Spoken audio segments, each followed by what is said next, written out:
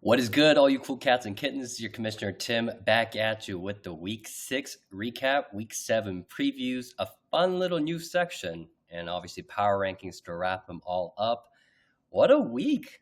A lot of trade activities, all sides, John rebuilding. We've got Brandon making all-in moves. We got Ryan with extending his contender windows.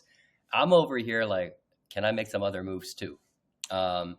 But yeah, we've got a fun little video for you guys right ahead of the Thursday night football kickoff.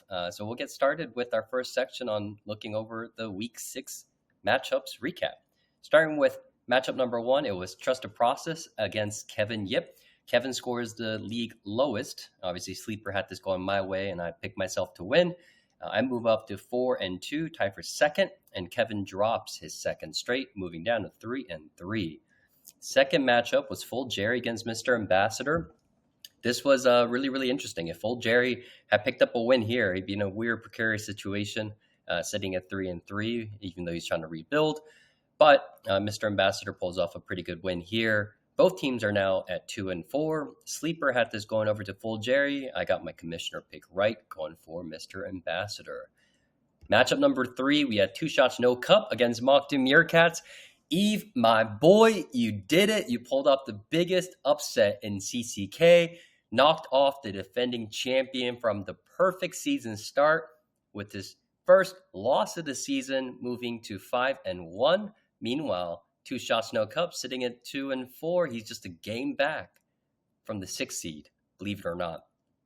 Obviously, Sleeper and me, and maybe everyone else in CCK got this one wrong. But man, Two Shot No Cup, 140 is nothing to scoff at. And he had, I believe, 76 points of his 140 represented from the 3 recent pickups that he did over the last week in Sean Tucker, who went off for a league high, I believe, at 34, and Justin Fields and Drake London. By the way, I hope Justin Fields is going to be able to pick up his starting quarterback role again after the trade deadline. He's got 11 quarters left until Steelers have to give up the 4th to the Bears as part of his trade clause. I think it makes sense ahead of 2 more games until the NFL trade deadline that Steelers wanted to at least be able to showcase Russell in case he gets traded at the deadline, or at least be able to see what they have before they have to commit to upgrading, sending out a 6th round to a 4th round. So I think that makes sense, but it's great to see Drake London balling, and hey, got Eves the win. All right, moving over to the next matchup, we got Huge Dick against Wooksy Fingerhold. Brad drops 5 straight. So I think certainly Wooksy Fingerhold is looking at the weakest team in the league after a really surprisingly positive start in his inaugural season last season. But regardless, moves Huge Dick up to a perfect 500 for the season at 3-3. Really puts up a respectable 147. Huge Dicka is underrated, man. I think he's had these slow weeks. Obviously, we're talking about the contenders, but Huge Dicka can upset anyone come playoff time. But scores that 3rd highest, allows me to get the pick here correctly with the commissioner pick. All right, moving over to the commissioner pick of the week for Week 6. We have Bracester Dynasty versus Bills Mafia. What a juggernaut. It was great to see Bills Mafia making moves. Right ahead of this, we had Derrick Henry and Travis Kelce being added into Bills Mafia's roster for this.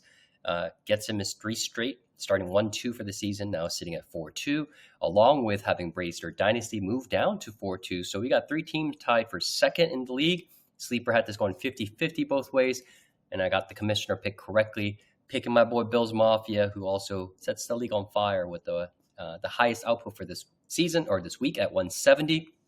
I love the moves that Bills Mafia has made, and I think it's going to be really, really fascinating to see what happens for this season. Sending out Patrick Mahomes, I don't think any of us really, really took that seriously when he put Pat Mahomes on the trade block, but alas, Bracester Dynasty is the one that picks him up, and it's going to strengthen Bracester Dynasty as well. Now he doesn't have to deal with his Deshaun Watson or Danny Jones. He's got a legitimate long-term QB1, QB2 with CJ Stroud and Pat Mahomes. So I love to see the moves on both sides. I think the value is even on both sides, and it's really, I mean, the value today is even on both sides, but it's really surprising just how the overall Dynasty community has discounted where Pat Mahomes is today after a slow start. But that said, it makes sense for both teams. I completely get it. But it's really, really great to see Bills Mafia doubling down after this trade, making another move getting Alvin Kamara as well, and also sending and then acquiring Brock Purdy. So Bills Mafia, you're going to see his power rankings reflected, as well as Brady Star Dynasty power rankings reflected as results of their moves that they made this past week. Love seeing it, boys. Again, before we go into the next section, it's week 6. Here's a crazy stat. We got 8 teams within one game of the 6th seed. I think this is going to be one hell of an unpredictable season with all these moves that are happening. I think in terms of the playoff spots, who knows what happens to 5 and 6 seeds, or maybe at least the 6th seed as well. And I think come playoff time, it's going to be anyone's game. So it's more and more prevalent and more important than ever before on who gets the first 2 bye weeks by finishing top 2 in the standings at the end of the regular season. All right, so I'm done with the previews here, but as you sort of saw, I got a little slight peek into this week. Just a little side preamble here, but there's the world changing a lot with AI, and obviously my line of work, I think this is probably the fastest that the world, I see the landscape of investments in tech changing so much with what's happening with AI. And obviously I wanted to sort of be able to dive in myself and be able to get my hands dirty, building out a few things and really putting some of the tools and the product and technology that are available to any of us today. And I thought, how cooler would it be if I was able to create something AI that's specific to allowing me as a commissioner of this league, helping serve you all better, making more fun and engaging, but also can I create and train my own AI to make me a better manager so I can have the power of AI to dominate this league for the next decade. Ryan's already a robot, so he's got that in his own brain, but I want to build an AI, so I get that unfair advantage too. So that said, after 30 hours of training and me learning from the ground up of figuring how to do everything out, I wanted to introduce you to a new friend. Meet Scout. This AI is trained specifically on Dynasty Fantasy Football, all the history, all the current, and specific to the information that we have here in CCK. And Scout named himself Scout. I asked him what I should call him, what his name he thinks is fitting. He wants to be called Scout. I love that name. So Scout is our CCK AI. And I want to dedicate a few videos for the rest of the year and maybe for seasons ahead on sections where I get to share some of his really cool analysis. So I'm going to dedicate this section called Scout's Section. And by the way, feel free to send me any prompts or questions you want Scout to analyze on behalf of the league for future videos. I think it'll be really, really cool and allow me to train Scout with more data sets and have him get a little bit more sophisticated over time. And he's only going to get smarter over and over in time as we feed more data. But for now, just to start, I thought it would be kind of cool, a topic that we haven't really discussed or looked at numbers yet. But I asked Scout, using all the historical data that we have from the 2022 rookie draft, not the inaugural draft, not the startup draft, but 2022, 2023, and the recent 2024 draft, looking all the things there. I asked, hey, Scout, who's the best drafter in CCK? And I vetted our data sets in CCK, and then I had it utilize the Fantasy Pros October 24 Dynasty Trade Values. So there's caveats to this, obviously, right? The Fantasy Pros Dynasty Trade Values isn't the be-all, end-all of what shows you the values of today. I know there's several other sources that are reputable. So those are going to be added in as Scout gets smarter over time. But just thought it'd be kind of fun, so don't get offended by anything else. But we certainly looked at the CCK rookie drafts. And keep in mind, the analysis that we made with Scout, or Scout, what he did for us, it was just basically look at who made all those picks and where were they drafted and what was the value of that draft pick and who's ultimately the highest risers, who picked the highest risers, who created the most amount of value through draft picks, who lost value through draft picks. So it was a very preliminary analysis that Scout did. But here's the data set that he was able to show us. So across, the board of the last 3 years of the rookie draft picks, you see the managers' names there, the total number of picks that each of us made in the history of CCK for rookie draft picks. And here's how it breaks down. So the number of picks grown, it just means it's short for number of picks that you have made relative to the value of that draft pick before the pick was made. So obviously the 106 has a preset value of what it was representing in value in that moment in time for that year. To the player that was drafted by that manager and the value of it today on the Fantasy Pros October Dynasty Trade Values. And so what percentage of your draft picks actually rose in value relative to that draft pick? And then the third column here is basically the stars. what percentage of your picks were not only grown in value, but now they represent stars representing a trade value of 50 or more, which felt like a good cutoff in terms of representing really fantasy relevant tier 1, tier 2 type of players, or at least the wide receiver 1, wide receiver 2, RB1, RB2 type of tier in terms of value, which most of the players are rated 50 or over. And then the last column here is percentage picks that you were able to get. So basically any sleepers or any position that you had, what percentage of your picks that you have made actually accrued more than 20 points of trade value according to Fantasy Pros relative to the draft position you picked it. So here's the raw data. Basically what it tells you is Kyle gets 87.5% of his draft picks to ultimately accrue more in value than what the relative value of the draft picks were moment in time when he made it. Hey, for a guy that disavowed everything that has to do with draft picks in the early part of our CCK experience, turns out he's the best picker when it comes to finding players that's going to ultimately grow in value. So that really means that he just missed on 1 of the 8. And now, if you look at it, you see that we have a plethora of sort of players here. You see Eve, on the other hand, where he only gets 12% of picks that actually rise in value. So that actually represents 2 of the 16, right? And if you look at Eve specifically, I don't have a slide for this, but for Eve specifically, the only players that actually grew in value for him are 2 of the 16.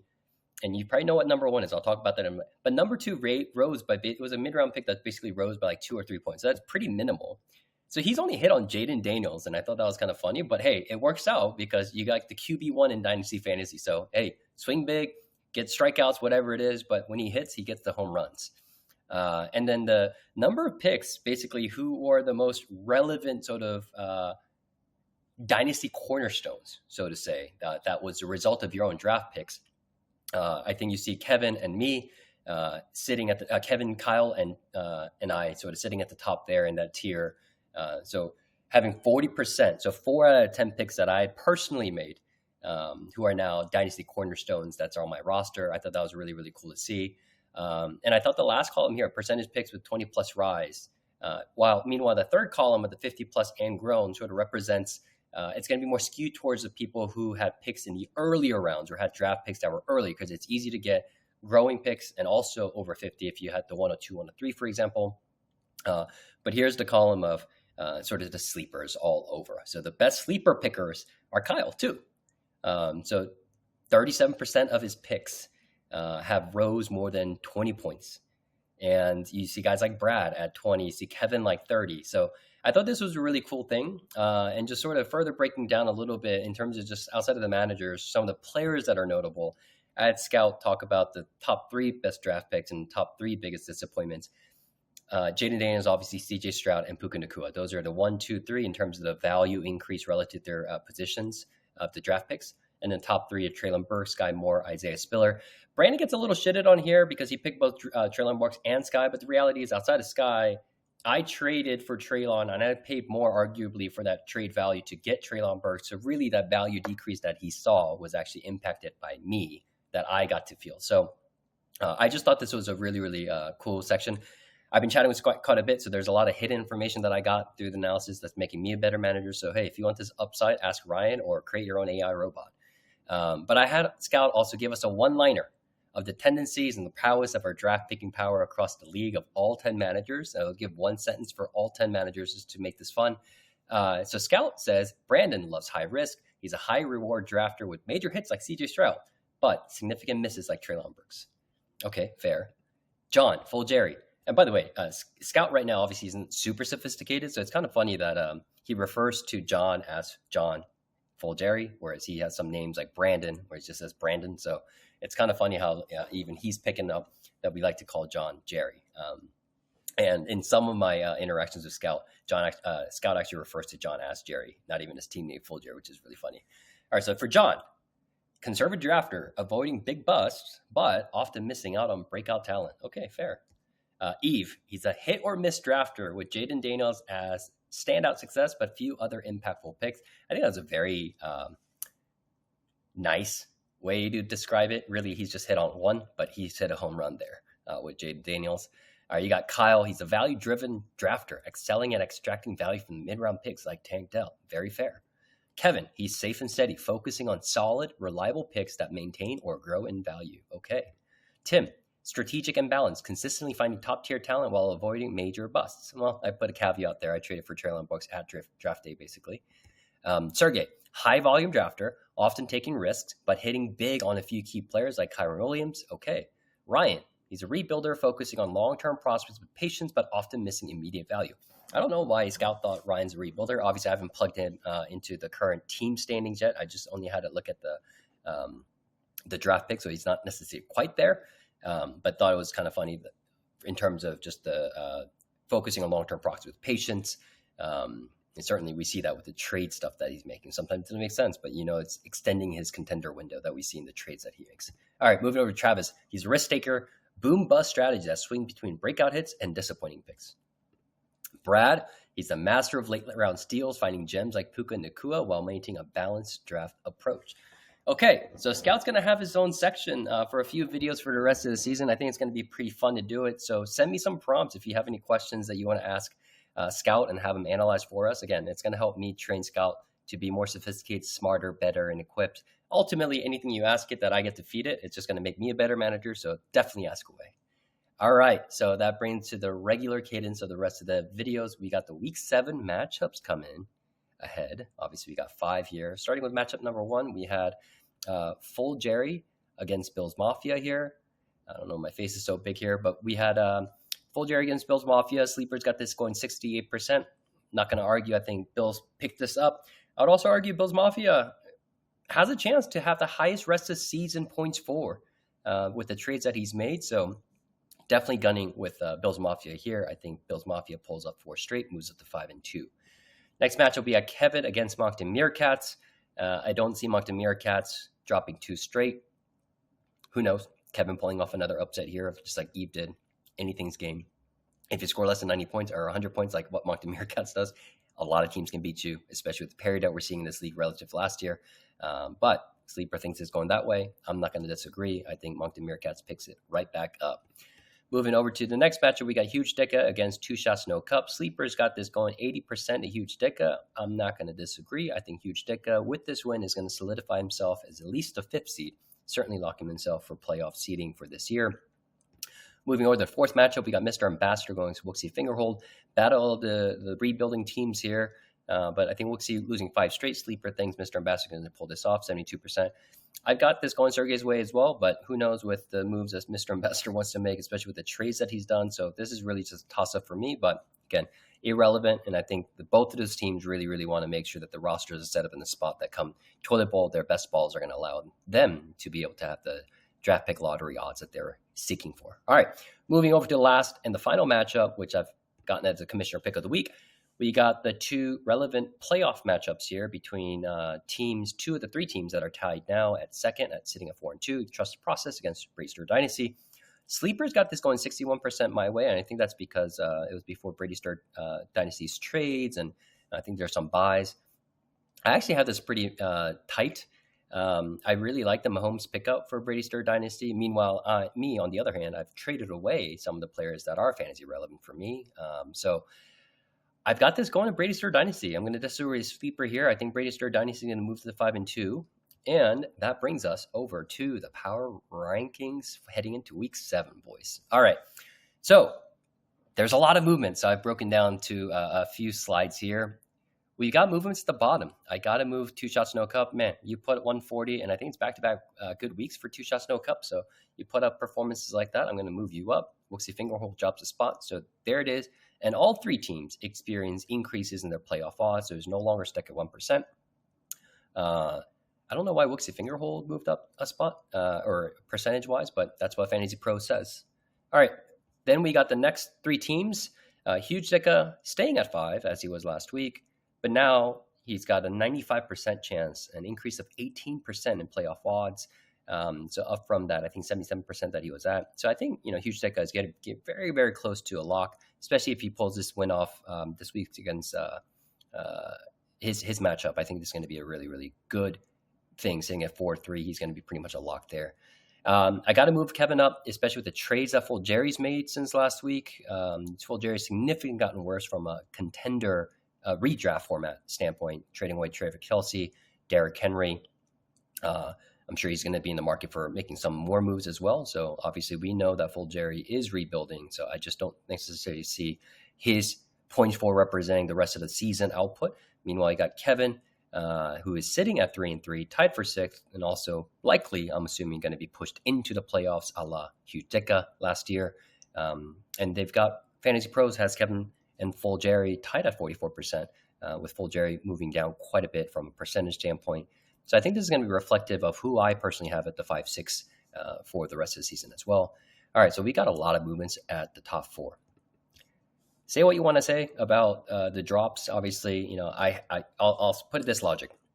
I had to drop Moncton Meerkats. You score 90 points, you have to drop from the contender, within the contender tier. I have to move up Bills Mafia.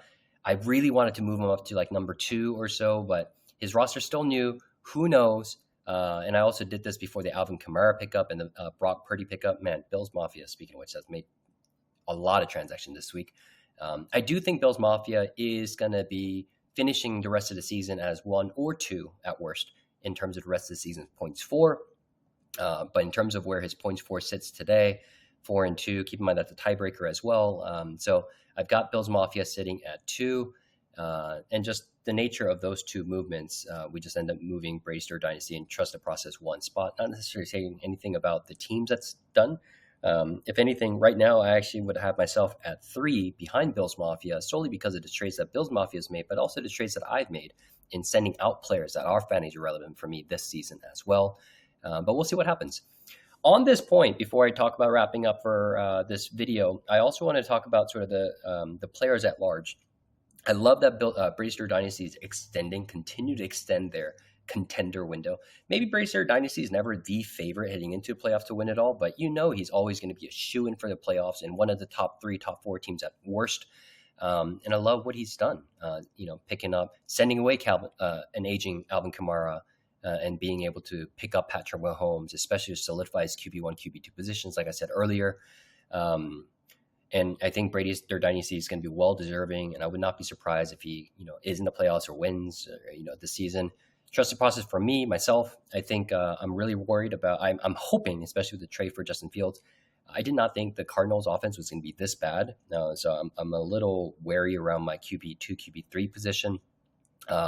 Hopefully Drake May sort of steps it up, because I'd be happy to have Kyler as my QB3. But that's, for me, I don't necessarily upside. I think if Atlanta Falcons offense really picks up, I don't really have the Drake London upside anymore, right? Kyle Pitts is going to have to be there. So I got Bills Mafia, which I think Bills Mafia has a chance to increase his ceiling even further. We got Henry playing the way he is. Baker is going to play the way he is. I don't think he's going to get much worse or much better. And Jalen Hurts, in terms of, if you're talking about ceiling level increasing potential, Jalen Hurts has played almost half the season so far without Devonta Smith and or A.J. Brown, and Dallas Goedert now being hurt. And with all of them sort of being back, or at least the 2 top wideouts being back, I think Jalen Hurts is going to play to that top 3, top 5 QB output that we've grown to be accustomed to seeing from him. But outside of that, his roster is stacked now with Alvin Kamara. He's running 5 of the top 15 running backs projected for this season as his starters, as to 2 running back spots and the flex 3 spots. And in terms of receivers, where he might be the weakest, guess what? You got Nico Collins out for a long time on IR. So Stefan Diggs is playing really, really well. But let's not forget, Tua Tagovailoa is expected to come back this season. That means that Tyreek Hill is going to be a top 5 receiver rest of the season as soon as he comes back. So I just don't see a single weakness in the Bills Mafia offense, with only ceilings for it to get better. Moncton Meerkats, I'm not sure what I see in terms of the upsides there, but certainly he's off to a good start as well. And it's Kyle, so he's going to be making moves. He's going to be continue to stay strong. So that 4 for me is the contender tier. I think it's a group of 4 with the trades that Bills Mafia has made. And I've got Huge Dicka, as he can upset anyone, just like we saw him going to the finals last year as well. Obviously not a favorite by any means, but hey, he's put up multiple weeks within the top 4 of the league so far. And he had a good week this week as well. So his roster's plenty strong enough, and especially if we see Joe Burrow playing him to do well and the Bengals offense picking up, I think he's going to be he's definitely a shoo-in for playoffs now. I don't think there's any worry about him not making the playoffs, but we'll see how far he gets in terms of playoffs. Kevin Fulgeri, Mr. Ambassador, we'll see. I think Fulgeri is going to continue to make more moves to continue to sort of get better odds this year. I'm happy for him to do that. I got his draft pick, so continue doing that, John. But hey, give John some trades with first-round draft picks, please. Stop giving him second-rounders. The man is rebuilding. He needs first-rounder. He cannot rebuild like Eve. And 2 shots, no cup. Been doing really, really well. Mr. Ambassador is doing well. Again, going back on Fulgeri, he's still got David Montgomery. He's got Amon-Ra St. Brown. He's got Cooper Kupp. I would assume those are going to be off his roster by the trade deadline, I would assume. And I think he's going to further solidify his draft positions as well. So that said, that brings it up for sort of the playoff relevant sort of tiers and the big movers on the board.